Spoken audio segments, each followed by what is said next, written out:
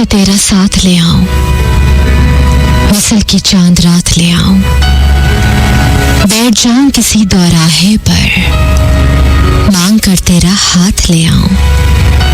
कितनी सदियों के बाद बोलूं मैं, लब पे एक तेरी ही बात ले आऊं। अपनी आंखों की बंद गलियों से आंसुओं की बारात ले आऊं।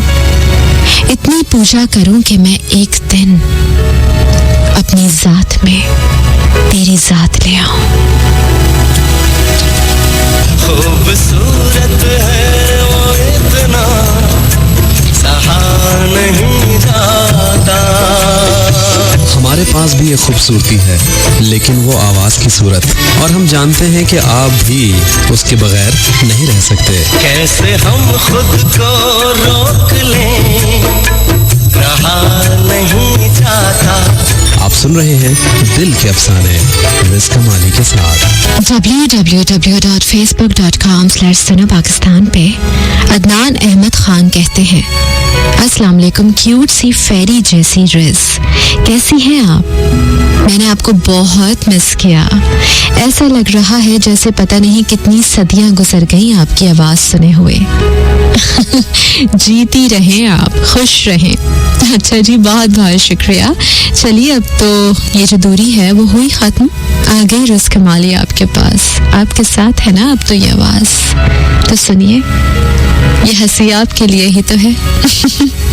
पी लीजिए। हया खान कहती हैं, अस्सलाम वालेकुम रिज़ी, आपकी आवाज़ बहुत प्यारी है, अल्लाह आपको हमेशा खुश रखे। हया खान ने जी मैसेज किया है रावलपिंडी से।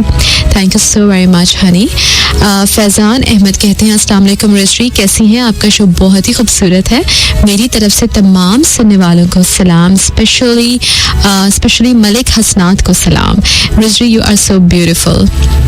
और जनाब मलिक हसनात साहब ने कह ही दिया है, रिप्लाई भी कर दिया है, वस्सलाम। ओके जी, वालेकुम अस्सलाम कहते हैं।